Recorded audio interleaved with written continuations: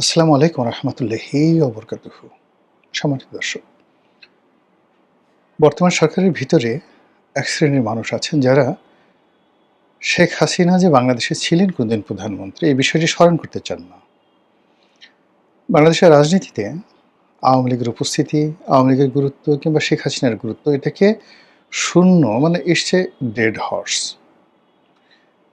আজকে এই ভিডিওটি যে তারিখে করছি এই তারিখে দেখলাম যে আমাদের স্বরাষ্ট্রমন্ত্রী জনাব সালাউদ্দিন সাহেব তিনি যেটি বললেন যে শেখ হাসিনা নয়, আওয়ামী লীগের যে দাফন, দাফন মানে কবর।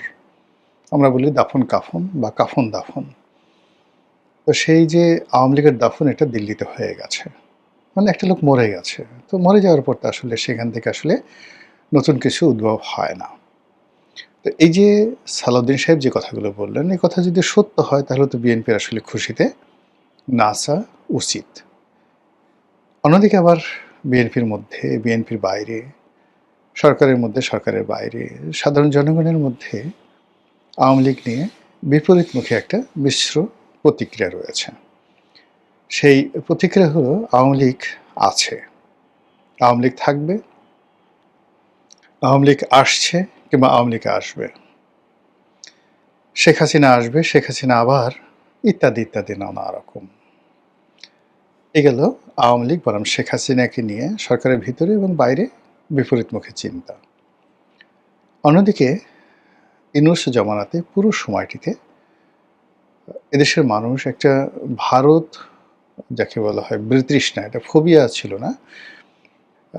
শেখ হাসিনার জমানাতে একটা ভারত ফোবিয়া ছিল যে ভারত বাংলাদেশের জন্য আসলে একটা হুমকি স্বরূপ। তারা পাখির মতো মানুষ মারে, তারা দাদাগিরি করে, তারা সিকিমের মতো বাংলাদেশ দখল করতে পারে, তারা কাশ্মীরের মতো বাংলাদেশ দখল করতে পারে, ইত্যাদি ইত্যাদি নানা রকম কথাবার্তা। তো এই যে ভয় এবং আতঙ্ক, সেই আতঙ্কের কারণে মানুষের মনে একটা বিতৃষ্ণা তৈরি হয়েছিল ভারতের বিরুদ্ধে, যেটিকে আপনি ভারত ফোবিয়া বলতে পারেন। কিন্তু ইউনূস জমানাতে এসে বিভিন্ন প্রচার মাধ্যম, বিশেষ করে সামাজিক মাধ্যম, এখানে জামাতের বট বাহিনী থেকে শুরু করে বিদেশ থেকে যারা ইউটিউব করে তারা, বা বাংলাদেশে যে সকল মূলধারার গণমাধ্যম তাদের মধ্যে কয়েকজন আছেন, তারা এতটা প্রবল ভারত বিরোধী হয়ে পড়লেন, অবস্থা দৃষ্টে মনে হচ্ছিল যে বাংলাদেশ এবং বাংলাদেশের জনগণ জাস্ট লাইক রোমান সম্রাট জুলিয়াস সিজারের জমানাতে রোমানদের যেরকম ক্ষমতা ছিল, বা জুলিয়াস সিজারের যে সারা দুনিয়াতে যে ক্ষমতা ছিল, কিংবা ধরুন নেপোলিয়ন বোনাপার্টের সময় ফ্রান্সের যে ক্ষমতা ছিল, ফ্রান্সের নাগরিকদের যে ক্ষমতা ছিল। তো এইরকম যে একটা অবস্থা, অথবা মহারানী ভিক্টোরিয়ার সময়টাতে ব্রিটিশ নাগরিক এবং ব্রিটিশ সাম্রাজ্যের যে আধিপত্য ছিল সারা দুনিয়াতে, বাংলাদেশ সম্ভবত ওই পর্যায়ে চলে গেছে। আর অন্যদিকে ভারত হলো বাংলাদেশের জন্য একটা ছোট্ট কলোনি। আমরা ইচ্ছে করলে মায়ানমারের মংডু পর্যন্ত দখল করতে পারি, কেন আমরা আরাকান রাজ্য দখল করে নিচ্ছি না? এই ধরনের প্রচারণা আমাদের দেশে ইউনূস জামানাতে প্রবল ছিল। আর ইউনূস সাহেবকে আমরা নক্ষত্রের রাজা মনে করে, অর্থাৎ এই নক্ষত্রমণ্ডলীতে যত নক্ষত্র রয়েছে সেই নক্ষত্রের মধ্যে সবচেয়ে উজ্জ্বল জ্যোতিষ্ক হিসাবে আমরা তাকে মনে করতাম যে এই পৃথিবীতে তার কোনো বিকল্প নেই। আর বাংলাদেশে আমরা যারা জনগণ আছি 18 কোটি মানুষ, 18 কোটি মানুষ মানে 18 কোটি সেনাবাহিনী। এই সেনাবাহিনী দিয়ে আমরা ভারতের সেভেন সিস্টার দখল করতে পারি, মায়ানমারের যে মংডু সেটা দখল করে নিতে পারি, আমরা গাজওয়াতুল হিন্দ করতে পারি, আমরা ভারতবর্ষের দিল্লি পর্যন্ত দখল করে নিতে পারি। এরকম একটা স্বপ্নের ঘোরে আমাদের প্রায় 1.5 বছর চলে গেল।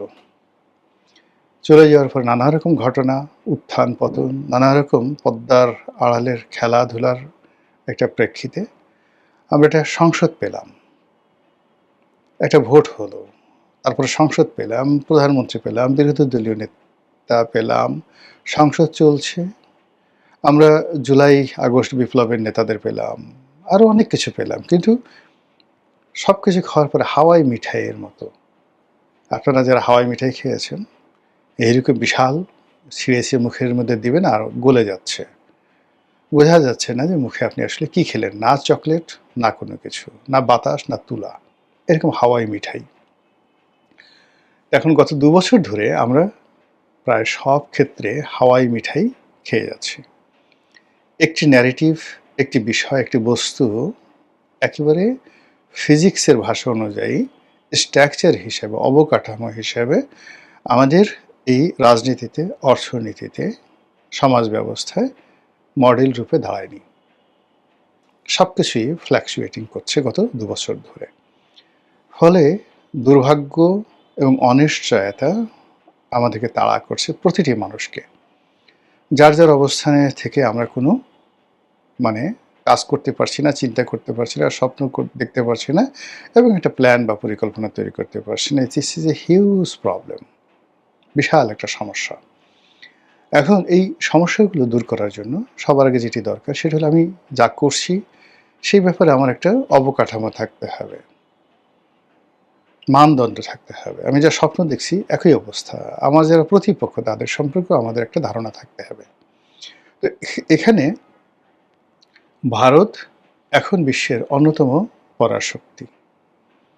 আপনি গিয়ে দেখুন, আমরা যে পরাশক্তিগুলো আগে মনে করতাম বিশ্বের ৫টি পরাশক্তি, সেই ৫টি পরাশক্তির যে অবস্থা, এর মধ্যে ধরেন ফ্রান্স এবং ইংল্যান্ড, এই দুটো পরাশক্তি এখন আর পরাশক্তি নেই বললেই চলে।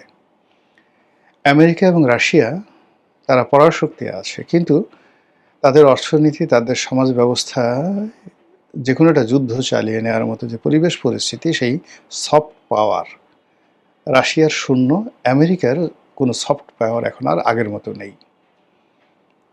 ফলে আমেরিকা এবং রাশিয়া এখন বলতে গেলে সামন্তরাল চলে আসছে।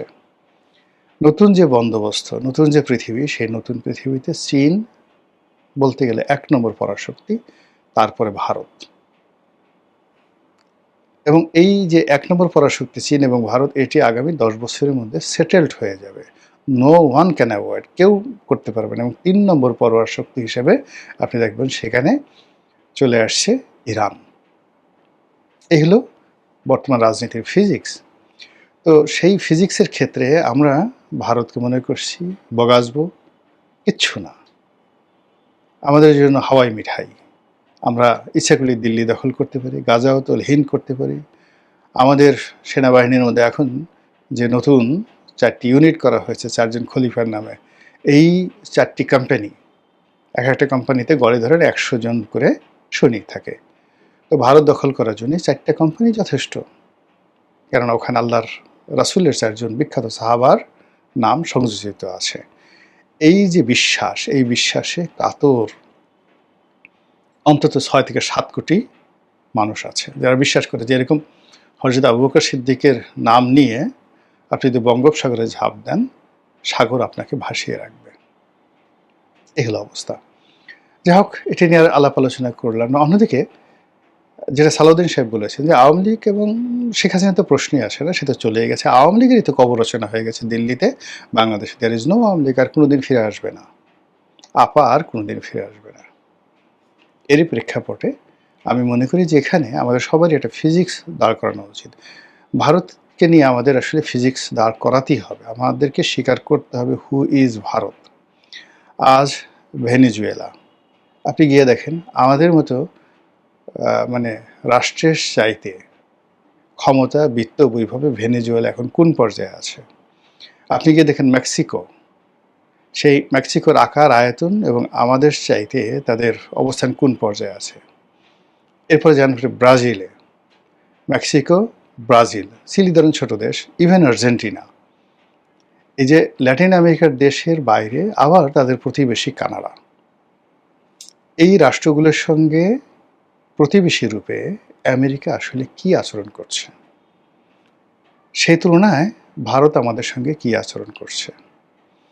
এই রাষ্ট্রগুলো, অর্থাৎ ল্যাটিন আমেরিকার যে রাষ্ট্রগুলো, যেগুলো আমেরিকার চারিদিকে আছে, ইভেন এখন ইউরোপের বন্ধুদেরকে টিটকারি করে যে ধরনের কথাবার্তা ডোনাল্ড ট্রাম্প বলছেন, ইতালি যারা একসময় সারা পৃথিবী শাসন করতেন, রোমান সাম্রাজ্য, Holy Roman Empire, more than 1000 years ruled around the world, সারা পৃথিবী শাসন করেছে।